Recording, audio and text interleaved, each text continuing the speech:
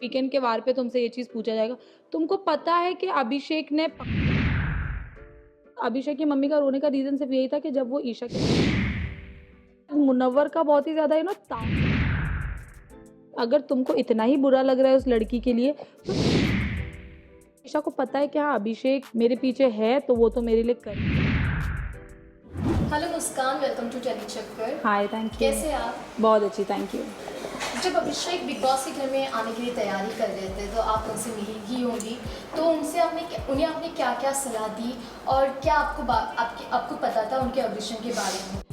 नहीं, मैंने अभिषेक को कभी तक अग्रेसिव नहीं देखा है और बिग बॉस में जाने से पहले मैं अभिषेक से मिली नहीं थी, काफ़ी महीनों पहले मिली थी। बट बिग बॉस में जाने से पहले अभिषेक ने मुझे कॉल करके इन्फॉर्म किया था, मुस्कान मैं बिग बॉस में जा रहा हूँ। तो मैं बहुत खुशी हुई मुझे अभिषेक के लिए। मैंने उसको कॉन्ग्रेचुलेट किया और उसको वेल विशेज़ दी और मैंने उसको बोला I am always there to support you. तो येस। अभिषेक की ईशा और समर के साथ काफ़ी लड़ाई होती है और वो साफ ही दिखता भी है कि ईशा और समर उन्हें जानबूझकर पोक भी करते हैं। मुस्कान, ये भी दिखता है कि दोनों ना लड़ाई में पोक करने के अलावा अभिषेक को किस भी करते हुए दिखाते हैं, मतलब समर ईशा को किस करते हैं ताकि अभिषेक काफ़ी अलग फील करता है। ये तो बहुत ही मतलब इमेच्योर हरकतें हैं जो वो कर रहे हैं कि उसको जेलस फील कराने के लिए वो चीज़ कर रहे हैं। अभी जब वो लोग एक और 5 साल बाद ये चीज़ देखेंगे ना तो हँसेंगे यार, ये चीज़ पे अभिषेक हँसेगा कि मुझे जेलस भी होता था ये चीज़ पे। तो वो बहुत ही चाइल्डिश और इमेच्योर बिहेवियर है। और अभिषेक, हाँ, मैं ये नहीं बोल रही हूँ कि खाली वो ही लड़ते हैं अभिषेक से। ईशा के मामले में क्या है, कभी ईशा भी लड़ती है अभिषेक से, अभिषेक भी ईशा से लड़ता है। बट समर्थ का इन सब में रोल सिर्फ और सिर्फ इतना है कि ईशा की अगर अभिषेक से लड़ाई हो तो समर्थ, अगर तुम एक सेंसिबल इंसान होगे तो तुम आके झगड़ा कम करने की कोशिश करोगे समझदारी से कि नहीं चल ईशा, अभिषेक चल तू भी ऐसा कर। अगर तुम एक अच्छे समझदार आदमी होगे तो। बट तुम क्या करते हो, आके और बेवकूफ़ के जैसा बै बै बै बै चिल्लाने लगते हो और बहुत ही गंदे तरीके से रिप्लाई करते हो, बहुत ही गंदे तरीके से बिहेव करते हो, बहुत ही डिसरिस्पेक्टफुली बिहेव करते हो। और अभिषेक मोस्ट ऑफ टाइम्स आपने देखा होगा समर्थ अभिषेक से आके बब कर रहा है, बट अभिषेक उसकी तरफ देख ही नहीं रहा है, वो सिर्फ ईशा से ही बात कर रहा है। तो उसमें समर्थ की ही बेइज्जती है। तो आई डोंट थिंक समर्थ ऐसा क्यों करता है, पता नहीं, बिकॉज उसका game is only revolving around Isha and Abhishek, that's it. Samarth ऐसे वाइल्ड कार्ड एंट्री नहीं मारते, लेकिन हमने देखा था कि पहले ही दिन से ईशा और अभिषेक का बॉन्ड काफ़ी अच्छा बनता हुआ नजर आ रहा था। इवन दोनों ने बेड भी शेयर किया था, लेकिन समर जब आए तभी ईशा की जो प्रायोरिटीज़ थी अभिषेक के लिए वो सारी चेंज हुई। कैसा होता है पता है, शुरू में जब अभिषेक और ईशा थे तो वो लोग का जो भी पास था तो वो लोग चल ठीक है ना, बिग बॉस के घर में है, थोड़ा अभी जो भी है पुरानी चीज़ों को भूल के बात कर सकते हैं, गेम में अच्छे से रह सकते हैं। तो उस हिसाब से वो लोग का चल रहा था। बट समर्थ के आते ही ईशा खुद भी शॉक थी क्योंकि उसको नहीं लगा कि इतनी जल्दी, पहली बात तो वाइल्ड कार्ड एंट्री होगा और दूसरी बात कि समर्थ आएगा, उसको बिल्कुल भी लगा। बिकॉज बिग बॉस वाले बहुत ज़्यादा रिसर्च करते कि किसका क्या था, तो उसको बिल्कुल भी एक्सपेक्टेड नहीं था। तो ये चीज़ बहुत ही गलत हुई अभिषेक के साथ कि पहले उसने अभिषेक को यूज़ किया शुरू में, चलो ठीक है, समर्थ के आने के बाद एकदम से ही फ्लिप कर लिया। तो अब I felt that Abhishek was being used. जैसे कि लास्ट हफ्ते में ईशा कैप्टन बनी थी और काफ़ी बायस्ड भी बनी।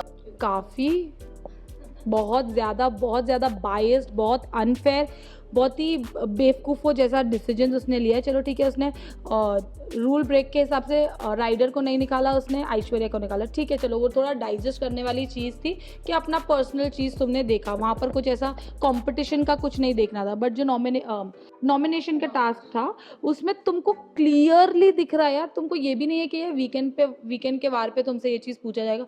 तुमको पता है कि अभिषेक ने पकड़ा है, तुमको पता है अभिषेक नहीं पकड़ा, फिर भी तुम बोले नहीं समर्थ ने पकड़ा है, बिकॉज कैप्टन का decision is the final decision. तो इतना अनफेयर नहीं खेलना था। ये चीज़ की वजह से थ्रू आउट लोग आपको इस चीज़ से जज करेंगे, अंदर भी और बाहर की दुनिया में भी, कि नहीं, अगर ये किसी इंसान को पसंद करते, कोई इंसान इसका बॉयफ्रेंड है या इसके करीब है, ये उल्टा डिसीजन ले सकती है, गलत डिसीजन ले सकती है, तो आपको इंसान कभी ईमानदारी के मामले में ट्रस्ट नहीं करेगा। मुस्कान, जब से पहले ही दिन से हमने देखा है कि अभिषेक ने ईशा को फर्स्ट प्रायोरिटी में रखा है। नॉमिनेशन टास्क में भी वो हमेशा अपनी जो जिम्मेदारी है निभाते आ रहे, लेकिन ईशा जो है काफ़ी अपोजिट है अभिषेक से। आपको नहीं लगता कि एज अ फ्रेंड आप अभिषेक को ऐसे ईशा को प्रायोरिटी लिस्ट से आप निकालना चाहिए? हाँ, यस। तो ईशा को पता है कि हाँ, अभिषेक मेरे पीछे है तो वो तो मेरे लिए करेगा ही, तो उस चीज़ का एडवांटेज उसको है ही। और जो कि उसमें ईशा की गलती नहीं, बिकॉज़ अभिषेक ने उतना अपफ्रंटली दिखाया है कि हाँ, नहीं, मैं ईशा को नहीं करूँगा नॉमिनेट, मेरे लिए ईशा प्रायोरिटी है। But now I think it's high time, क्योंकि इतनी सारी चीज़ें हो चुकी है, ईशा ने इतना सब कुछ बोला, Abhishek should nominate Isha if it comes, कोई भी मुद्दे पे तुमको लगता है तो तुमको ईशा को नॉमिनेट करना चाहिए, उतना प्रायोरिटी लिस्ट में नहीं रखना चाहिए। प्रायोरिटी में तभी रखो जब सामने वाला भी तुमको थोड़ा तो प्रायोरिटी दे। बट प्यार करते हो, ठीक है, प्यार को अपनी जगह रखो, प्रायोरिटीज़ को अपनी जगह रखो। आई थिंक नॉमिनेट करना चाहिए। कल के एपिसोड में तो हमने देखा ही कि काफ़ी हंगामा हुआ ईशा और अभिषेक की समर की लड़ाई हुई, जहाँ पर ईशा ने फर्स्ट स्टार्ट किया अभिषेक को उनकी पर्सनली बातें करना, जहाँ पर उन्होंने कहा कि तुम्हारी माँ तुमसे बात नहीं करती, पापा पिटते हैं। तो आपका इस पर क्या रिएक्शन है? एक्चुअली कैसा है पता है, ईशा थोड़ी ना अभिषेक के साथ उसके घर पे रही है, उसके मम्मी पापा के साथ रही है, तो आम इंसान को ए बोलते हैं तो वो बातें पहुँचते पहुँचते जेड तक पहुँच जाती है। ऐसा कुछ भी नहीं है कि अभिषेक के पापा उसको मारते हैं, मम्मी बात नहीं करती है, बिल्कुल भी नहीं। दे वेरी लविंग फैमिली, और वो लोग अभिषेक से प्यार करते हैं। अभिषेक की मम्मी का रोने का रीज़न सिर्फ यही था कि जब वो ईशा के ब्रेकअप जोन से जा रहा था तो अभिषेक बहुत ज़्यादा रोता था, अपने आप को उसने कॉर्नर कर लिया था, एक रूम में ही रहता था वो, तो उसकी वजह से उसकी मम्मी पापा को बहुत बुरा लगता था। अदरवाइज ऐसा कोई रीज़न नहीं है कि इतने बड़े, अब इतना बड़ा है अभिषेक थोड़ी है उसके मम्मी पापा उसको मारेंगे, बहुत ही बेसलेस है। अंकिता और विकी हाईलाइटेड है हमेशा ही, उनकी लड़ाई होती ही रहती है। वेल हाल ही में विकी अंकिता पर हाथ उठाते हुए दिखे, वहाँ पर अभिषेक भी थे, लेकिन आपको नहीं लगता ओके फर्स्ट अंकिता ने उनकी साइड ली ताकि वो हस्बैंड वाइफ है, लेकिन साइड में तो उन्हें एक वार्निंग तो देनी चाहिए थी कि हाँ, वही सी आई मीन वही मैंने पहले भी बोला कि मारा नहीं बट वो एक्शन ही वो हो जाता है। मारना और एक्शन करना उसको 50-50 ही समझ लो दोनों चीज़ों को। बट अगर होता है कभी कभार इंसान से गुस्से में ऐसा हो जाता है, तुमको एटलीस्ट अपोलोजाइज़ करना चाहिए कि चलो ठीक है, गलती से हो गया, मुझे पता नहीं क्यों। मतलब तुम्हें अंकिता को खोने का डर ही नहीं है कि यार मुझे मेरे चीज़ों की वजह से अगर अंकिता छोड़ देगी तो उनको वो चीज़ का डर ही नहीं है। तो अंकिता ने एज अ वाइफ उनको डिफेंड किया था कि कोई और थर्ड पर्सन उनको गलत ना बोले। बट मुझे ऐसा लगता है कि मुझे बिल्कुल भी नहीं अच्छा लगा ये चीज़ देख के। और फिर जब सलमान खान ने लास्ट वीक में ही मुनावर को कहा था उनके गेम के बारे में, तभी मुनावर कैप्टन भी थे। हमने देखा कि किचन ड्यूटीज़ को लेकर अभिषेक की और मुनावर की पहली बार इतनी जोर की लड़ाई हुई थी। आपको नहीं लगता कि मुनावर ने एक फुटेज के लिए अभिषेक के साथ लड़ाई की थी?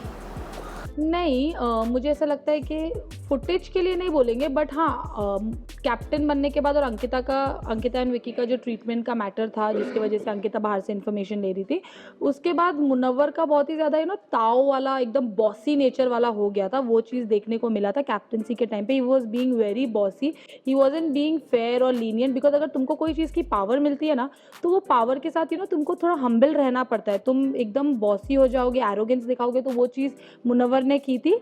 तो लड़ाई उनकी हुई थी। अभिषेक भी अपने स्टैंड पे था कि किचन का अगर टाइमिंग है, किचन के रूल्स एंड रेगुलेशंस है, तो तुमको कोई चीज़ को ध्यान में देखते हुए करना है, तुमको इतना भी वो नहीं करना है। बट मुनव्वर का भी एटीट्यूड बहुत था, तो अभिषेक भी लड़ लिया, फिर मुनव्वर भी लड़ लिया। But I don't think it was for footage. Track अलग जाना और ट्रैक अच्छे वे में जाने में भी बहुत फ़र्क होता है। ट्रैक अलग जाए दैट्स ओके, बट एटलीस्ट कुछ अच्छा तो लगे देखने में। इट्स लाइक मुनव्वर इज़ बहुत ही ज़्यादा डिफ्यूज़ हो गए हैं वो, आई थिंक आयशा के आने के बाद, बिकॉज आयशा और उनका 2-3 दिन ही जो भी था वो चला। 2-3 दिन भी नहीं चला मेरे हिसाब से, 1-2 दिन ही चला। बट उसके बाद एटलीस्ट तुम अपने गेम पे ध्यान दो, because the entire day we see Munawar is only sitting with Ayesha और दे आर डूइंग नथिंग। फिर जब से ऐशा आई तब से मन्नारा और मुनावर की जो बॉन्डिंग है वो ख़त्म होती नज़र आ रही है।